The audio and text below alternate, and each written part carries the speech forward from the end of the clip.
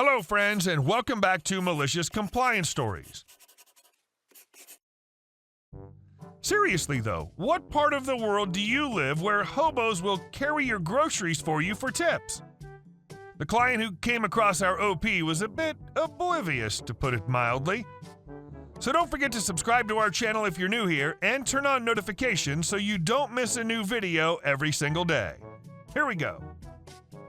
Man wants to have me thrown out of my own store. So this is an old story from years ago, so it's the best I can remember. I was working in a liquor store and my coworker went for a smoke break, and since the store was empty, I joined her to get some fresh air. Our store didn't have any official uniforms, but I tried to look somewhat professional with polo shirts and such. While sitting there, we see a customer approach and I tell CW she can finish her smoke. The customer walks up to the exit door with a big red sign that says exit only on it and is confused that there's no handle. I tell him wrong door, but he just looks at me and tries again. As I walk through the entrance, he follows me and grabs a six-pack. I ask him if he needs help with anything, and he replies that I can't bother him in here or I'll be thrown out. A bit confused, I said, okay, and stood behind my till. At that moment, he realized that I was an employee. He pays for his beer and apologized. Apparently, he thought I was a panhandler and was just ignoring everything I said because he thought I was asking for money. After he walked out, I went back outside to join CW and tell her what happened, and she just started to laugh and make jokes about how oblivious some people can be. Glad you said he was oblivious rather than tried to make him into some kind of jerk. And our second story. No, it's not entrapment. Not my story, but a friend who's passed a few years back who loved to tell this. I've changed the names. I'll try my best to remember the details, as it was usually told over one too many beers, lol. As such, I'm sure it's been embellished a bit, but I'll try to remain true to the version I heard. Also, I have no law enforcement background, so if there are technical inaccuracies in process or terminology described here, that's the fault of my interpretation. Feel free to correct me. Every cop has a million stories. But when one warrants endless repetition, you know the people in that story are a special kind of stupid. This is one such story. For context, let's preface this with a retelling of an old joke I'm sure many of you are familiar with. Two guys are driving down the road and fly by a cop at 50 over the speed limit. The cop's lights go on and they pull over. The driver unrolls his window. The cop tells the men to exit the vehicle and stand to the side. They comply. The cop slaps the driver. Cop: Sir, do you know why I slapped you? Driver: Yes, officer, I was driving too fast. The cop then slaps the passenger. Passenger: What the hell? Why'd you slap me? He was driving. Cop: I thought I'd grant you a wish. Passenger: What? Cop: We both know the second you guys pull away, you'd turn to your buddy and say, man, I wish he'd tried that crap with me. The joke's amusing because we all know that attitude. Everyone has brass balls when they're not the one dealing with the cop. This is something Bill exploited well. Bill was in law enforcement. Part of his job could be thought of as lead generation, looking for illicit goods being transported, largely coming out of Native American reservations. He had a pretty reliable system for gaining intel. He'd sit at a truck stop diner in plain clothes, looking like a trucker, and have a buddy in uniform give him a hard time in front of everyone else. Questions like, is that rig yours? Where you coming from? I thought I saw you miss the way in. Always in the aggressive cop tone. Bill would loudly protest that he wasn't the driver of whatever random truck his cop buddy pointed to, which was true. This feigned theatrical harassment would go on for a while and the uniformed cop would leave. Unfailingly, the moment the cop left, someone would walk up to Bill and say, man, I can't believe these effing pigs, and then readily exchange stories about their own run-ins with law enforcement. This is not really undercover work. Mostly it was just his way of screwing around on his lunch break.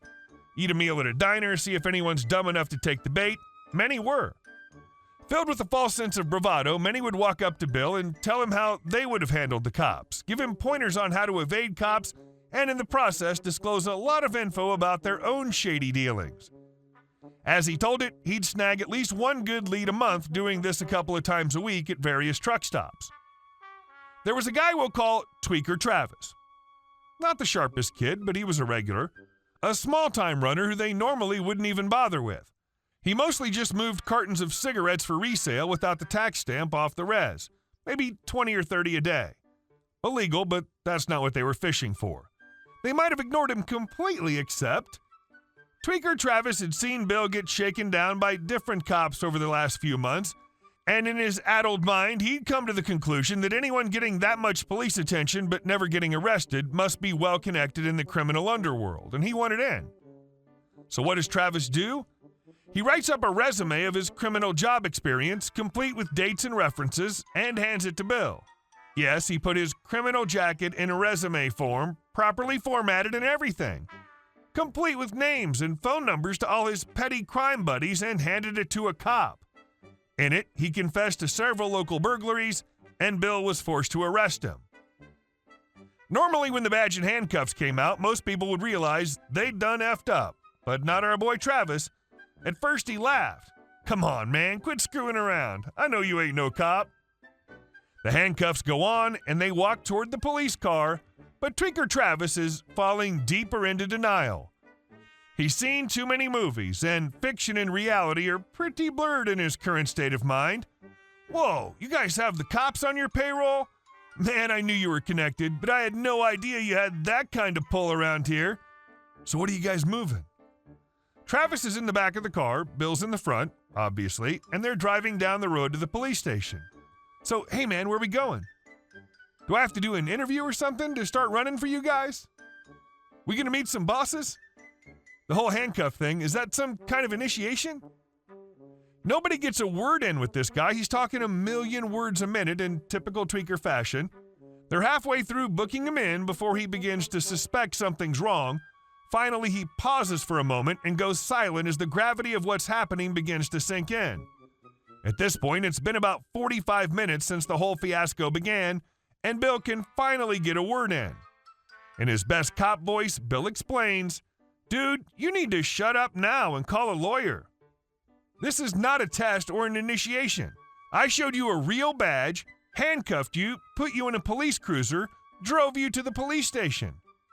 "Yeah, but that doesn't make sense. You're not a cop. You don't work here." "Yes, I'm a cop. I showed you my badge." "Wait, why am I under arrest? You didn't tell me you were a cop. This is entrapment." Cue the next 16 hours of "this is entrapment, this is entrapment" over and over again. One of the other cops there after Bill left apparently recorded it and made it into a techno remix that became the unofficial department ringtone for a while, before it was officially deemed unprofessional, potentially problematic legally, but funny as hell. And our last story. 4 Karens are banned forever. This incident happened 20 years ago. I was 30 years old. I have familial tremors that make my hands shake. My boss was training me to be the general manager of the restaurant, but first I had to learn all the stations.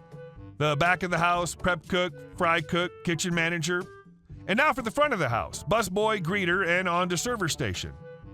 Customers did inquire about my hand shaking. I told them what it was, but when I'm focused on a task, they don't shake. For 2 weeks, I served customers their orders without so much as one drop of water spilled.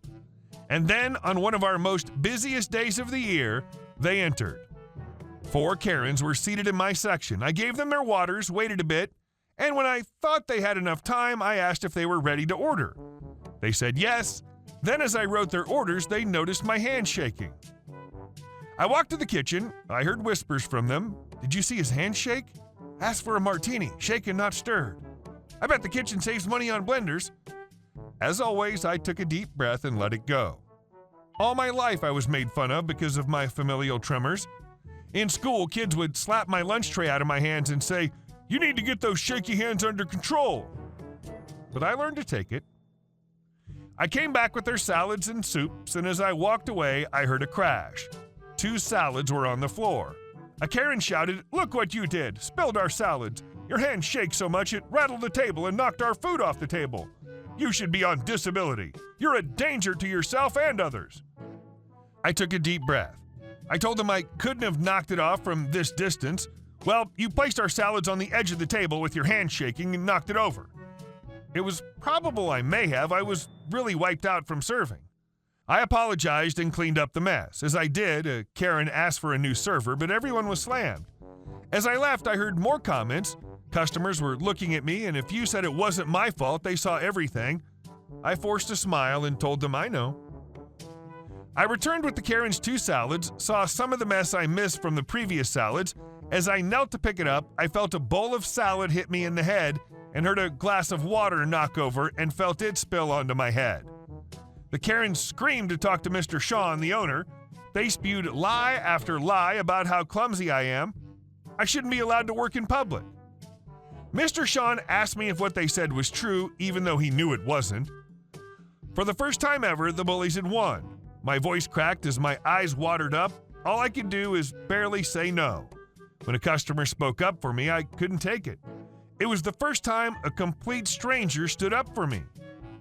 As I walked away, I heard Mr. Sean say, "Get your effing purses! Get the F out of my restaurant, you evil C's!"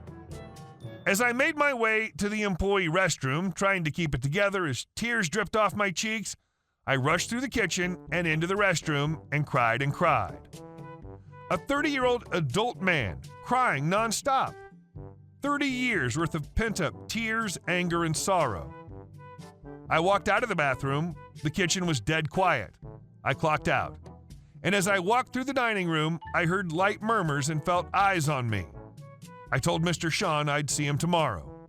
Mr. Sean patted me on the back and said, "Sure thing. Don't worry. These 4 C's are banned from our restaurant forever." I wish on them the eternal pleasure of their own company. When they don't have any other victims to assault, they'll savagely turn on each other and nobody will care. Hey guys, thank you all for watching the video. I'll see you in the next one.